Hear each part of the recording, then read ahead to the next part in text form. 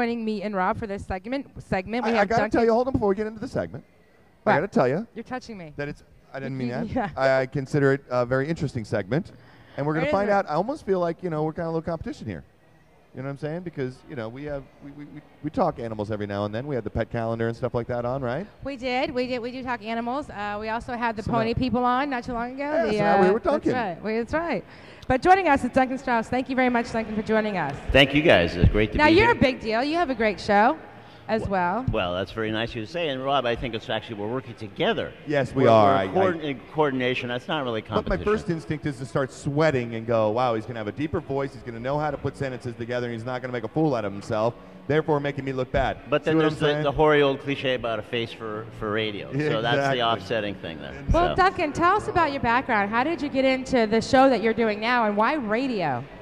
Well, I had done radio off and on, since college. Started off as a college radio DJ, and so I always loved radio. But I also had a lot of other interests. I was a journalist for many years for the LA Times and other publications, and always loved animals, and a big music fan and a big comedy fan. So I was just sort of looking for some other way to get into like an angle. Huh? Like an angle. Well, I just was looking for sort of a public service sort of thing to do. Just I had a little more time, and I just was a real interest in it, sort of a family.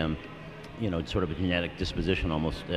So I just thought, I looked at all the animal shows, and there's some, of course, great pet shows, great pet vet shows, some vegan shows, all of which I think are great, serve a great purpose. But I thought, it'd be great if we could have something a little broader than any of those. Like the pet shows are pretty confined to pets, and the vegan shows are, dealing with some important issues. But I thought, let's broaden it out and let's have more fun. So I put together a show that has animal songs, animal comedy, animal news and announcements, a little quiz show called Name That Animal Tune, a little quiz feature, I should say. You can win fabulous prizes. But the core of the show is the interview, and we've had some pretty prominent folks, both from the animal world and from other walks of life who are legitimate ties to animal welfare. So, So you're not just really kind of doing a whole this is Sally, she's got a parakeet, and the parakeet's wonderful. You're doing stuff that's affecting community, raising money, awareness, and just good all around good stuff for the whole animal world.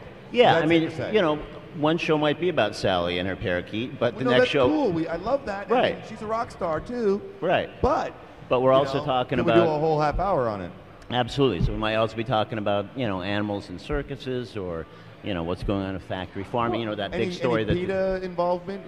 Ingrid Newkirk has been a guest on the show, the head of PETA, and but it's been what a nice. Was her name?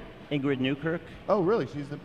She's the director, co-founder of PETA, and so she's been on the show. And but a nice range of people. Paul Watson, who co-founded Greenpeace, okay, your show's coming up in June 6th. Is that what? June 4th. June 4th. So your show's a half hour long. It's on WMNF. That's right. The first two Wednesdays of each month at 11:30 a.m. on WMNF. Yeah. So then tell us about the format of the show. Is it a call-in show? Do you have featured guests on, and who's coming on the June 4th show? Well, June 4th, we are celebrating our 5th anniversary. I started the show in California in June of 2003, and then my family and I moved to Florida a little over a couple years ago. I found a home at WMNF, which I feel really fortunate where? about.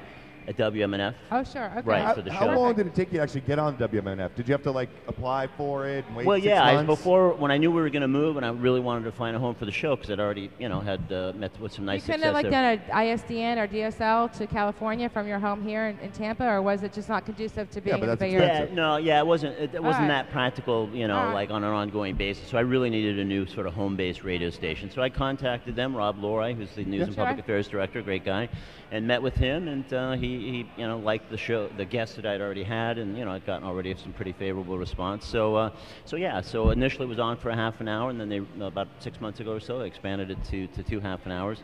But back to your original question, Janet. I mean, basically it's a half hour. It's jam-packed, because I still sort of pretend it's an hour show, which is what I was doing in California, but I only have a half an hour, so I shoehorn as much as I can in. So we start off with an animal song, do a little animal comedy, animal announcement, news.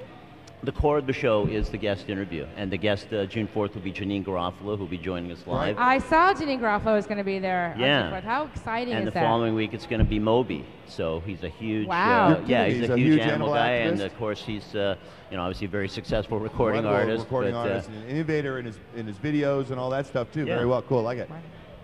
You what? Well, I was going to say, Moby and Janine Garofalo, you don't think they're going to be on an animal show. Why are they?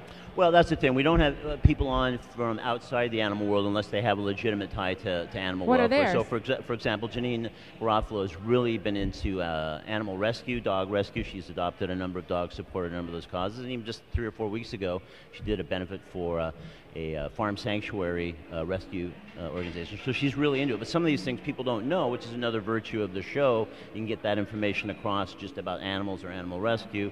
But also another side of Janine Garofalo. Moby's been a huge animal welfare guy for years and years, and all his work now is devoted to supporting the Humane Society of the U.S. And he's really sort of been touting the virtues of vegan diet. And even his video, he has a brand new album out, and one of the videos for one of the songs, Disco Lies, is kind of a hilarious thing about this sort of chick that's in this farm factory setting, escapes and exacts revenge on this Moby who's dressed as a Colonel Sanders guy, sort of a parody. Yeah, it's a great, so he's really smart, articulate spokesman for better care of animals. Give me an example of a animal song that you would start the show out with. Can you sing some lyrics for us?